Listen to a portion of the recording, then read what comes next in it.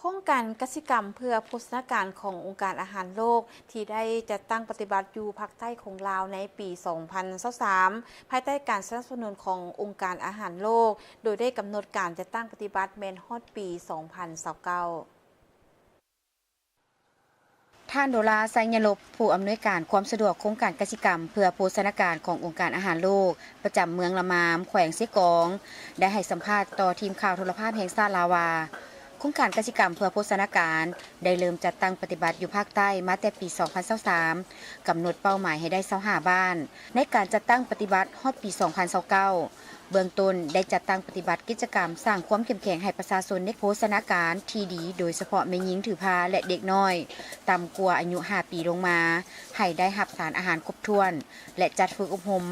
ในการแปลงรูปอาหารให้สามารถเก็บไว้ได้ดนมีผู้เข้าร่วม15คนหญิง12คนที่มาจาก5บ้านคือบ้านกระสังกลางบ้านน้ำเหียนบ้านห้วยอาวังซาง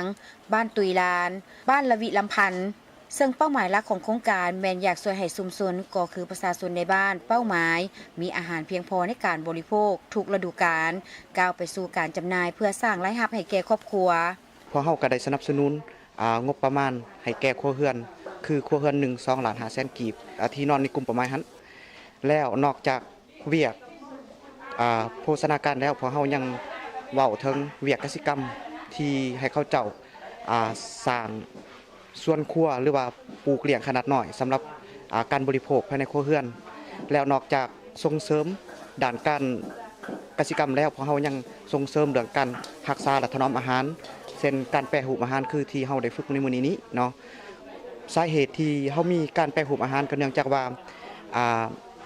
ในบ้านหรือว่าในเขตเมืองละมามของเฮานี้มีหลายบ้านที่ปลูกพืชผักได้แต่ได้บางฤดูเนาะ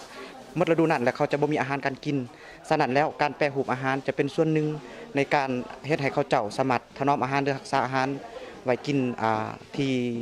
ได้ดนกว่าเจ้าและก็มีอาหารที่หลากหลายในการบริโภคในแต่ละฤดูกาลเจ้านอกจากเวียกโภชนาการแล้วโครงการได้ส่งส่งเสริมให้ประชาชนในการสร้างสวนครัวหรือปลูกฝังเลี้ยงสัตว์ขนาดน้อยสำหรับการบริโภคภายในครัวเรือนส่งเสริมด้านการรักษาสร้างความเข้าใจเกี่ยวกับความสำคัญในการปลูกและการแปรรูปจากผลผลิตกสิกรรมให้มีความยืนยงรับประกันให้ประชาชนโดยเฉพาะแม่ถือพาและเด็กน้อยได้รับสารอาหารที่ครบถ้วนอย่างงานโครงการกสิกรรมเฮาสิสุขอยู่ให้บ้านมีส่วนร่วมเนาะก็คือจังซี่ล่ะคือบรรทัดฐานได้เห็นนำกันเนาะคันว่าเฮาสิเฮ็ดเรื่องฝึกอบรมไปหุบอาหารเฮาก็ต้องได้แจ้งอำนวยความสะดวกแล้วเฮาจะฝึกแบบว่าอาหารที่มีในพื้นบ้านเฮาเนาะการสานและอยากให้บ้านมีส่วนร่วมคือเป็นมักมักนัดที่บ้านเฮามีแล้วเฮาก็ระดมเขาเอามาช่วยเนาะเอาออกกันหั่นนะคนละเล็กละน้อยเนาะคือบรรทัดฐานเห็นนี้เนาะตัวนี้ก็เป็นบ้านมีส่วนร่วมเนาะการสานแล้วสัตว์เฮาก็คันฝึกเนาะตัวนี้คันฝึกก็แม่นว่าคันว่าลายก็คือสิเป็นการตลาดได้เนาะเพราะว่าบ้านเฮาผ่านมาเฮาก็เฮ็ดแต่พ่อไผพ่อลาวเนาะผลิตภัณฑ์คือบ้านเฮากันว่า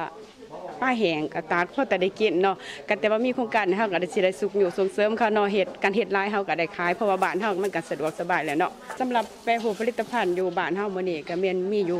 ยู่หาเนาะหากิจกรรมเนาะเฮาจะได้เฮ็ดอันที่1ก็แม่นเฮ็ดกวนบางนัดเนาะที่2ก็แม่นเขียบมักอึอันที่3ก็เขียบหมูเนาะอันที่4ก็แม่นทอดกล้วยและอันที่5ก็แม่นขนมมักอึเนาะจ้ะถือว่าจากโครงการนี้ที่ว่าได้เรียนรู้หลายอย่างเช่นการแปรรูปอาหารที่ว่าจากเมื่อก่อนเนาะคือตัวอย่างคือมะกล้วยเนาะสุกแล้วก็กินแล้วก็หมดบาดเดียวเนาะจังซี่แล้วเนาะเดี๋ยวนี้ได้มาเรียนรู้คือว่าเฮาก็นำมาทอดมาเฮ็ดแปรรูปอาหารไว้กินโดนที่ว่าเฮาบ่มีเนาะสมมุติว่าเฮาสุกนี่ก็ได้กินหลายมื้อต่อไปนะได้กินตลอดปีมีความรู้สึกภาคภูมิใจหลายที่ว่าได้เป็นผู้อำนวยความสะดวกคันบ้านแล้วก็ได้คิดอันนั้นกสิกรรมเพื่อโภชนาการระยะ2ที่ได้ฝึกอบรมการแปรรูปอาหารที่ว่ารู้สึกภาคภูมิใจหลายที่สุดที่เรียนรู้หลายอย่างที่ว่าทางการแปรรูปอาหารรักษาความปลอดภัยไว้กินโดนโครงการกสิกรรมเพื่อโภชนาการเป็นโครงการที่มีความสำคัญเพื่อส่งเสริมการผลิตอาหารให้มีคุณภาพมีความหลากหลายเพียงพอต่อความต้องการของประชาชนและสามารถลดทอนอัตราขาดอาหารโดยเฉพาะแม่หญิงและเด็กน้อย